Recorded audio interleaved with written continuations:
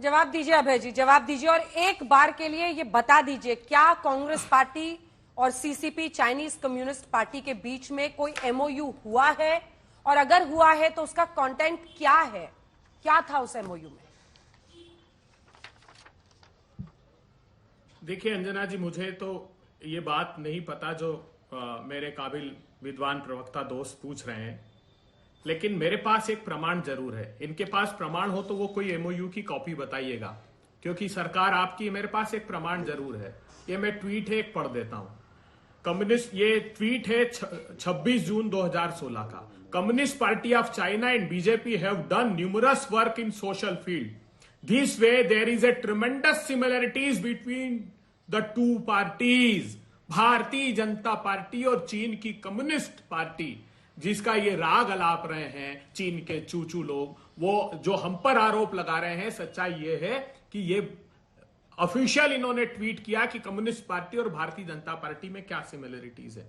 मैं पूछना चाहता हूं, बड़ा राग अलाप रहे थे आप कि भारत की ने आपकी सत्ता की सरपरस्ती में तरक्की की, तो फिर बताइए ऑक्सफैम की रिपोर्ट क्यों कहती है कि हिंदुस्तान के 5% लोगों के पास देश के 60% संसाधनों का प्रवाह हो गया और बॉटम 50% के पास सिर्फ 3%। 100 लोगों ने 54.18 लाख करोड़ रुपए कमाए, जिसमें 18 महीने तक भारतवर्ष का बजट होता है। तो क्या ये बात अगर राहुल गांधी जी रेखांकित कर रहे हैं तो झूठ बोल रहे हैं? दिक्कत यह है कि आप स्किल्ड के आपने बहुत सारे नाम गिनाए कि हमने इनकी अच्छी बात है, उन लोगों को आपने नवाजा। राहुल गांधी कह रहे हैं कि आपने उस चर्म शिल्पी को नहीं नवाजा जो सड़क पर काम कर रहा है, जिसके पास राहुल गांधी जी रुके थे और उसने कहा था कि मुझे मेरे पिता के अलावा किसी ने इज्जत नहीं दी। राहुल गांधी जी उन गीग वर्कर्स की बात कर रहे हैं, असंगठित क्षेत्र के लोगों की बात कर रहे हैं, जिनको तबाह मोदी सरकार ने अपनी गलत नीतियों की वजह से कर दिया। और मैं नहीं कह रहा हूं ये बात, एक साथ जवाब दीजिएगा अब अभय जी, यानी आप आधिकारिक ये बात पार्लियामेंट्री कमेटी ने कही है, आधिकारिक कांग्रेस पार्टी के प्रवक्ता के तौर पर कर रहे हैं कि ऐसे किसी एमओयू की जानकारी आपको नहीं है। अरे सर, अगले विषय पर भी जाना है ना, संघ को लेकर राहुल गांधी ने जो कहा मुझे है। नहीं, देखिए एक बात और बता दूं, एक मिनट अंजना जी, एक बात और बता दूं। हम लोगों ने अपने प्राणों को आहूत कर दिया इस राष्ट्र पर, चाहे वो हमारे पूर्व प्रधानमंत्री राजीव गांधी जी हो, इंदिरा जी हो, राष्ट्रपिता महात्मा गांधी हो, और सैकड़ों हमारे कांग्रेस के कार्यकर्ताओं ने, मातंगी हाजरा फोटो कब की है जो वो दिखा रहे हैं? एक भी कदम भारत के खिलाफ नहीं उठा सकते। ये फोटो कब की है जो वो बार-बार दिखाते हैं राहुल?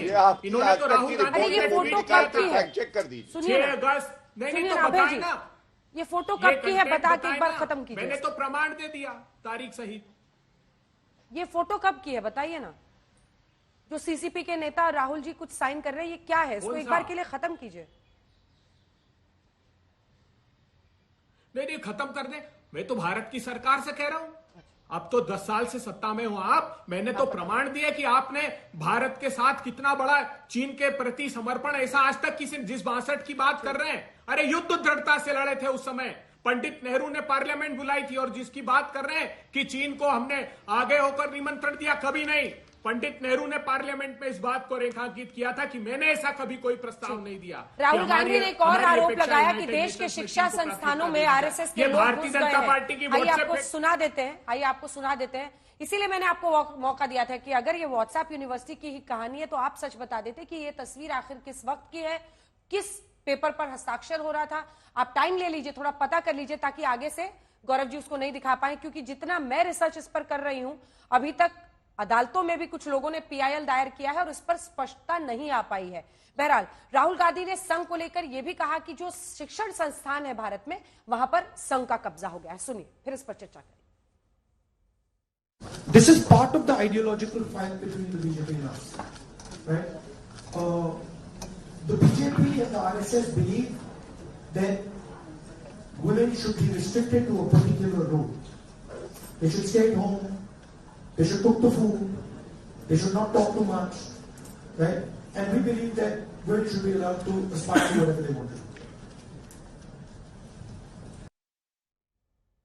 इस पर भी चर्चा करेंगे। राहुल गांधी ने देवता और शिवा, इनकी भी व्याख्या की, एक बार जल्दी से सुन लीजिए।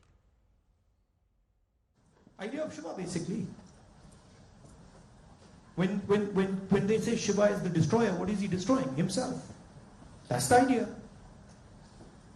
Right? He's destroying his ego, he's destroying his structure, he's destroying his beliefs. So Indian political thought, Indian political action is all going inwards. But I mean, I think we might be getting too philosophical. Do you know what Devta means in the term Devta? Do you know what it means? Yes. No. What? No, it doesn't mean God. The deity. No, it doesn't mean the deity. So Devta in India actually means a person whose internal feelings are exactly the same as his external expression. Meaning he's a completely transparent being. Right? It does not mean God. So if this person tells me every single thing that he believes or he thinks, and he tells it to me, that's the definition of Devta.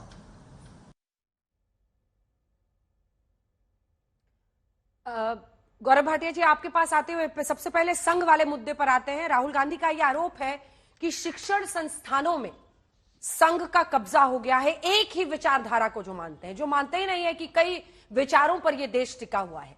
और देवता और शिवा की जो उन्होंने व्याख्या की है, उस पर भी अगर आप टिप्पणी करना चाहें। वो कहते हैं वो प्यार सिखा रहे हैं, आप लोगों ने नफरत की दुकान खोली हुई है देश में। देखिए, वो कितना प्यार सिखा रहे हैं वो तो हमने देखा है जब उनके नेता अनर्गल बयान देते हैं, हिंदुत्व को गाली देते हैं। और बाकी सब छोड़िए अंजना जी, अभी 2024 के चुनाव में कांग्रेस पार्टी का मैनिफेस्टो कहता था बहुसंख्यकवाद की भारत में कोई जगह नहीं है। बहुसंख्यक कौन है भारत में? हिंदू। तो हिंदुओं के खिलाफ नफरत फैलाओ, गाली दो, हिंदुत्व को गाली दो, भगवान शिव को गाली दो, भारत माता को डायन बोलो, गलत बोलो, और उसके बाद कहो कि ये मोहब्बत की दुकान है लेकिन जहर का पकवान है। अब मैं उनको थोड़ा ज्ञान देना चाहता हूं, मैं ऐसे ही उन्हें अपरिपक्व नहीं कहता हूं। देखिए, आरएसएस वो कहते हैं कि गलत है, आरएसएस पे बैन लगना चाहिए, आरएसएस भागती है। पहले तो आरएसएस की जो सोच है वो हमेशा भारत को मजबूत करने वाली रही है। आरएसएस के पैर की धूल नहीं है राहुल गांधी, और वजह बताता हूं, विरोधाभास। जब भारत चीन का युद्ध हुआ उसके बाद आरएसएस ने जो कंट्रीब्यूशन किया, भारत के साथ खड़ी रही, सेना के साथ खड़ी रही, तो जवाहरलाल नेहरू ने 1963 में रिपब्लिक डे परेड, गणतंत्र दिवस की परेड में उनको सम्मानित किया, बुलाया। तो राहुल गांधी को बताना चाहिए क्या जवाहरलाल नेहरू गलत थे? दूसरा, श्यामा प्रसाद मुखर्जी जी, इनको पहला कैबिनेट जो बना उसमें कैबिनेट मिनिस्टर बनाया जवाहरलाल नेहरू ने। अगर आरएसएस इतनी बुरी थी तो कैबिनेट में क्या कर रही थी चाचा नेहरू के? क्या चाचा नेहरू भी राहुल गांधी की तरह कंफ्यूज है?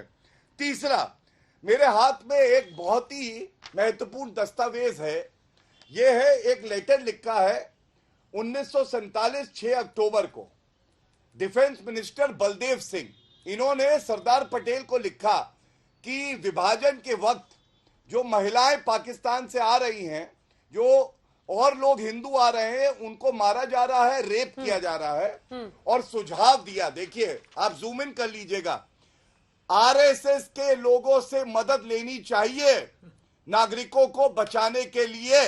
अब आप मुझे बताइए, जिस दंगे को जवाहरलाल नेहरू को रोकना था वो रोक नहीं पा रहे थे, तो तत्कालीन रक्षा मंत्री डेप्यूटी प्राइम मिनिस्टर को पत्र लिख के कह रहे आरएसएस की मदद लो। प्रणब मुखर्जी आरएसएस हेडक्वार्टर जाते हैं, क्यों जाते हैं? अगर विषैली सोच है तो ये सब बातों का उत्तर ये नहीं दे पाएंगे। और नफरत की राजनीति इतनी है, अभी आपने मोहब्बत की बात करी, ये तस्वीर दिखाई है आरएसएस की निक्कर को दिखा के कांग्रेस का ट्विटर हैंडल ट्वीट करता है और आग दिखाता है, धुआं धुआं।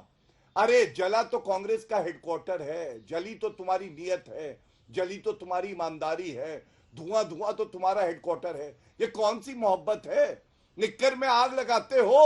अरे भस्मासुर के तुम लोग वंशज हो, तुम आग लगाओगे निक्कर में? ठीक है। इसलिए मैं कहता हूं ये विषैलापन इनको छोड़ देना चाहिए। और एक बात और कह के अंत करूंगा, ये बड़ी महत्वपूर्ण है।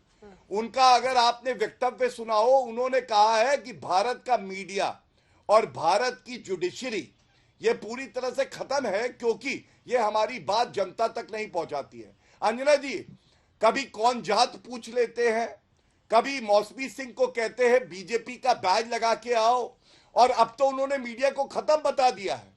तो मैं आपत्ति दर्ज करता हूं कि लोकतंत्र के सारे स्तंभों पे अगर आप प्रश्न चिन्ह लगाओगे तो भारत की जनता आपको नेस्तनाबूद कर देगी, ये बात पक्की है। और ये भी दिलचस्प है अभय जी कि ऐसे दिन जिस दिन 1 घंटे हम उन्हीं के भाषण के कुछ हिस्सों पर बहस कर रहे हैं जो उन्होंने वहां पर संबोधन किया। खैर, किसी के सर्टिफिकेट या किसी के नहीं मानने से, स्वीकार करने से किसी का अस्तित्व नहीं मिट जाता है। हर किसी को यह आजादी है, सर्टिफिकेट की नहीं है, हर किसी को यह आजादी है बदनाम करने की। ठीक है, हर किसी को यह आजादी है कि वो क्या बोलना चाहता है, क्या सोचना चाहता है, लेकिन सबको इस बात के लिए तैयार रहना चाहिए कि जब आप संस्थानों पर इतनी बड़ी उंगलियां उठाते हैं तो फिर आपसे भी एक दिन इस पर प्रश्न होगा। बहरहाल, मेरे सवाल पर वापस आते हुए, संघ को लेकर जो उनका बयान है उसको आप कैसे जस्टिफाई करेंगे? उन्होंने हिस्टोरिकली बहुत सारी ऐसी बातें बताई जिसमें आप ही के नेता, पूर्व प्रधानमंत्री पंडित नेहरू से लेकर कई नेता संघ के साथ अच्छे संबंध रखने के हितकारी थे, उनकी भूमिका को अच्छी मानते थे। ऐसे में उनका प्रश्न है। और साथ ही एक और है, ये देवता वाला मुझे समझ नहीं आया।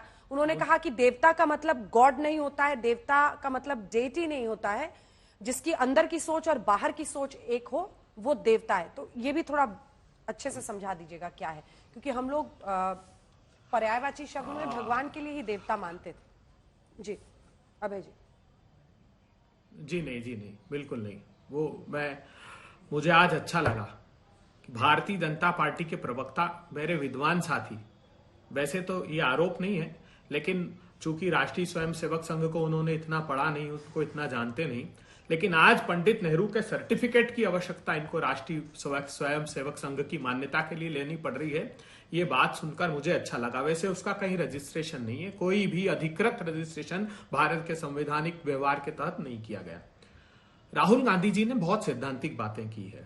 राहुल गांधी जी ने कहा कि भारत विभिन्न भाषा, भूषा, भेषज, धर्म, संस्कृति, संस्कारों का देश है, बहुलतावादी गुलदस्ता है, उसमें जड़ता का बबूल बोने की कोशिश भारतीय जनता पार्टी और राष्ट्रीय स्वयंसेवक संघ की विचारधारा करती है। इसमें क्या बात है? अगर वैचारिक हमने वक्तव्य जारी किया, ये बंच ऑफ थॉट्स गुरु गोलवलकर जी की पुस्तक है, 300-400 पन्नों की पुस्तक है, बहुत लंबा समय नहीं लूंगा।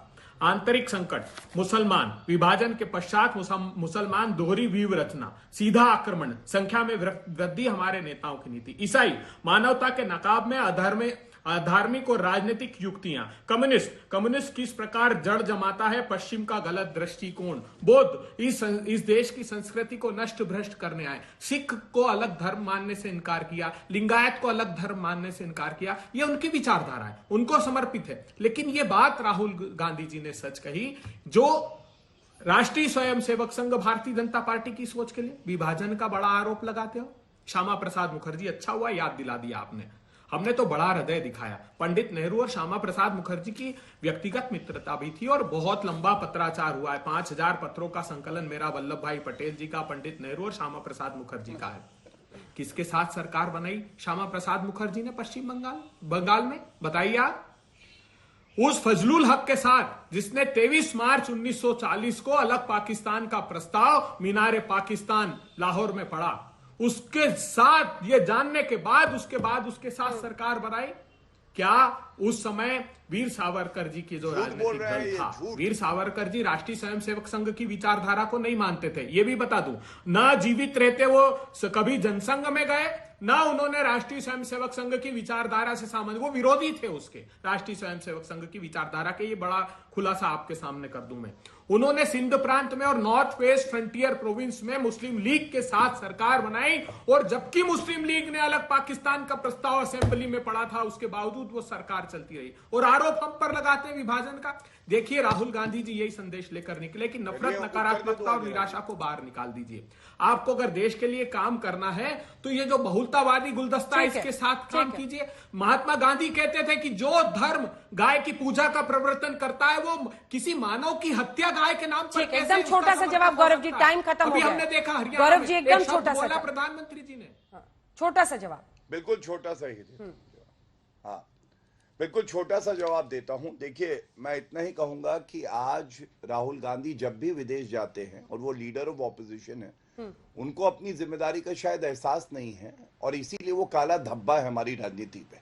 और महिलाओं के सम्मान की वो बात करते हैं। जब कलकत्ता में हमारी बहन की हत्या और रेप हुआ, उनसे सवाल पूछा, उन्होंने कहा ये डिस्ट्रैक्शन है। सिमी रोजबेल पे क्या किया? महिला आरक्षण क्यों नहीं ला पाया आप संविधान को संशोधित करके, जो मोदी जी ने किया है? तो हर जगह आपको विरोधाभास टाइम खत्म दिखेगा। हो रहा है, अभी टाइम खत्म हो कश्मीर रहा है। के अभय जी, चुनाव सिर्फ एक है, लाइन, हाँ। अनुच्छेद 370 को हमने हटाया, क्या ये यहाँ पे ये बता सकते हैं? वैसे तो जीतेंगे नहीं, लेकिन रिस्टोर करेंगे या नहीं करेंगे? ठीक है, अभय जी, इतनी पॉइंटेड confused सवाल है, छोटा कांग्रेस सा है, जवाब। और वो छोटा सा साफ जवाब। झलकता मेरे पास है 10 सेकंड जब ये है। लोग चर्चाओं में आते हैं। 370 आजाद भारत के इतिहास में पहली बार हुआ है कि किसी प्रदेश का राज्य का दर्जा खत्म के Women यूनियन reservation टेरिटरी बना दोगे या दिया। नहीं? वहां आप दे पर पाए? एलजी क्यों को नहीं इतना दिया? आपने मजबूत कर हम दिया दे कि पाए, आपने प्रजातंत्र क्यों का नहीं मायना दिया? ये खत्म हो सवाल है। गया।